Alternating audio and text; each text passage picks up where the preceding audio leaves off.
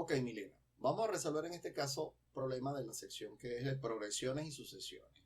En este caso, cuando nos están hablando de un problema, nosotros no vamos a poder resolver un problema si no entendemos lo que nos dice. Es decir, no sabemos, no leemos el problema bien y no entendemos lo que nos están pidiendo, no vamos a ser capaces de resolver. Entonces, lo primero es eso, leer el problema y entender la situación. En este caso, el programa me dice que tenemos una pelota de goma que cae desde lo alto de un edificio. Entonces, eso es lo primero que estamos viendo. Imaginar esa situación. En el caso, una pelota que está arriba de un edificio y que va a caer. Eso es lo primero que tenemos. Me dice que va a rebotar sobre el piso y va a alcanzar una altura igual a un medio de la altura anterior. Entonces, aquí hacemos una imaginación y decimos, ok, la pelota llega al piso y rebota. ¿Rebota hasta dónde? A la mitad de la altura. Porque eso es lo que me está diciendo. Luego me dice, calcula el recorrido total de la pelota hasta que teóricamente quede en reposo. Ella desciende, sube. O sea, teóricamente, como estamos viendo, si fuera así, la pelota siempre estaría subiendo la mitad de la caída anterior. Pero resulta que la pelota tiene unas dimensiones y cuando ya la altura, esa dimensión de la pelota vaya a corresponder con la altura de ella, la pelota va a quedar detenida. Por eso es que no dice hasta que teóricamente quede el reposo. Y me dice, y que consideremos que se deja caer desde una altura de 128. ¿Qué es lo que estamos entonces teniendo en cuenta? Ok, la pelota va a volver a llegar al suelo, vuelve a subir hasta la mitad, baja, sube, baja y sube, hasta que va a llegar un momento en que va a quedar detenida. ¿Se entiende la situación, Milena? Sí, profesor. Perfecto. Entendida la situación, lo siguiente que tenemos que observar que nos dicen es que el problema nos están pidiendo y nos dice qué recorrido, calcular el recorrido. Y recordemos en este caso me está pidiendo el recorrido. Y debemos tener en cuenta que lo que llamamos recorrido es la suma de toda la distancia que él viaja. Es decir, todas las veces que baja más todas las veces que suma. Eso es lo que me piden cuando me dicen que tengamos en cuenta el recorrido. ¿Qué debemos tener en cuenta? Bueno, nosotros en el problema nos están diciendo esto, que inicialmente va a caer o va a descender desde una altura de 128 metros. Podemos empezar diciendo, ok, la primera distancia la vamos a llamar T1 y la primera distancia que va a viajar es 128. 128 llegó al piso, luego va a subir una distancia que es la mitad de 128. Quiere decir entonces que la segunda distancia va a ser, ¿cómo podemos escribir esa segunda distancia? 128 entre 2. 128 entre 2, correctamente, la mitad. Y que esto es lo mismo que decir, por conveniencia, ya lo vamos a ver por qué, que es mejor decir que 128 por un medio. O sea, él llegó al suelo, vuelve a subir, pero resulta que esa distancia la va a volver a bajar. ¿Qué quiere decir? Que esta distancia la va a recorrer dos veces. O sea, que va a recorrer de nuevo 128 por un medio. Perfecto. Ya tenemos, bajó, subió y volvió a bajar. Vuelve a subir una distancia ahora T3. Que esa distancia T3 sería ¿quién?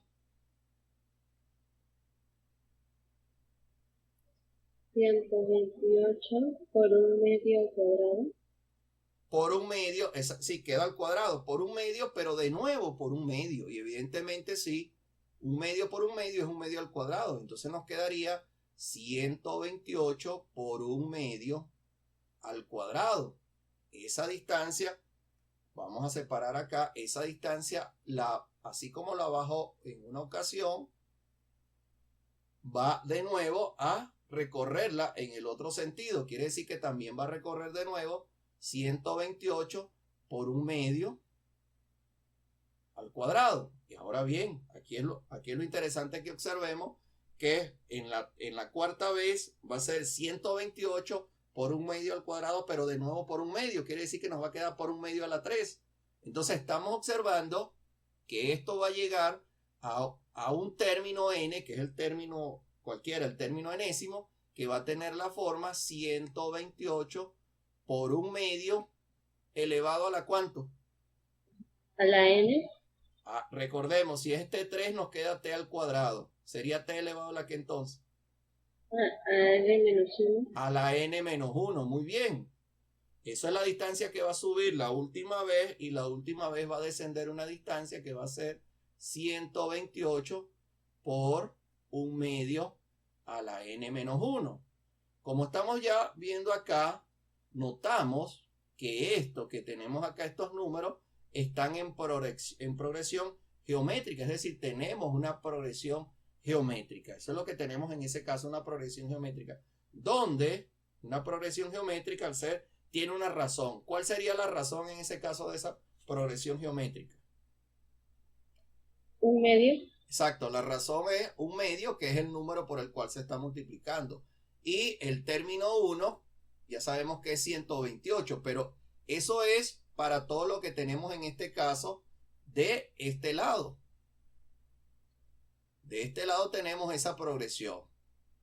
Y del otro lado resulta que tenemos una progresión también geométrica, pero esa otra progresión no inicia en 128, sino que inicia en la mitad de 128.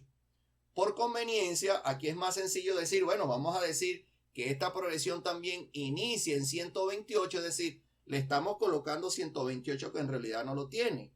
Pero si le colocamos esos 128 a esta progresión, al final le deberíamos restar también esos 128 para obtener el valor que es en realidad lo que me va de esa progresión. Ahora, la ventaja de escribirlo así es que tenemos dos veces la misma progresión. Por lo tanto, podemos entonces decir que tenemos una progresión geométrica cuyo término enésimo es igual a 128 por 1/2 a la n-1.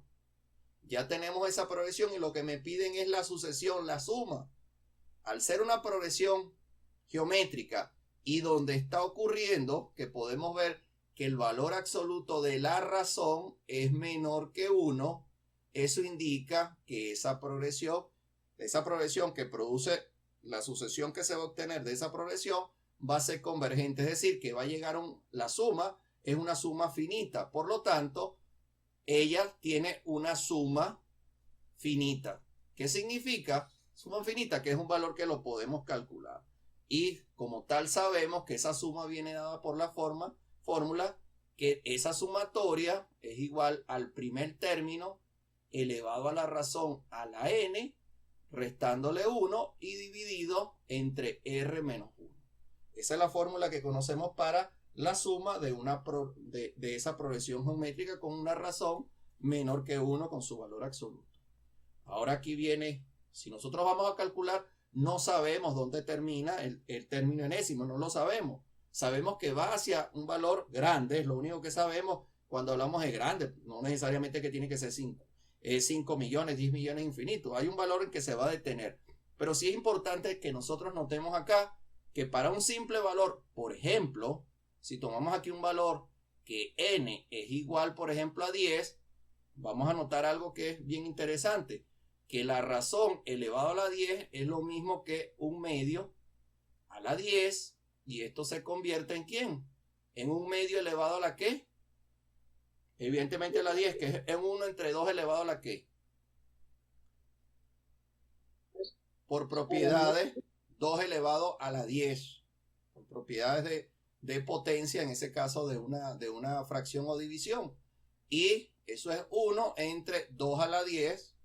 Podemos usar rápidamente una calculadora y notar que eso es 1024, que aproximadamente ese valor da 0,00097. Aproximadamente lo podemos revisar ahí. ¿Qué observamos? Que cuando n vale 10, ese valor, ¿cómo se hace? Más pequeño. Ese valor se está haciendo pequeño, es decir, tiende a desaparecer. Por lo tanto, para un valor mucho más grande, ese valor desaparece. Por lo tanto, a medida que se hace más grande o desaparece, la conveniencia de ver que eso desaparece es que podemos simplemente decir, bueno, vamos a eliminarlo. Vamos a eliminarlo de aquí porque este n va a hacerse grande.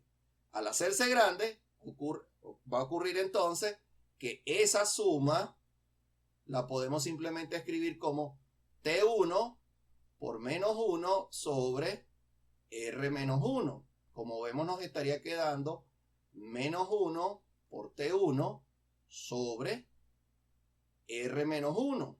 Es decir, eso es menos T1 y debajo tenemos R menos 1.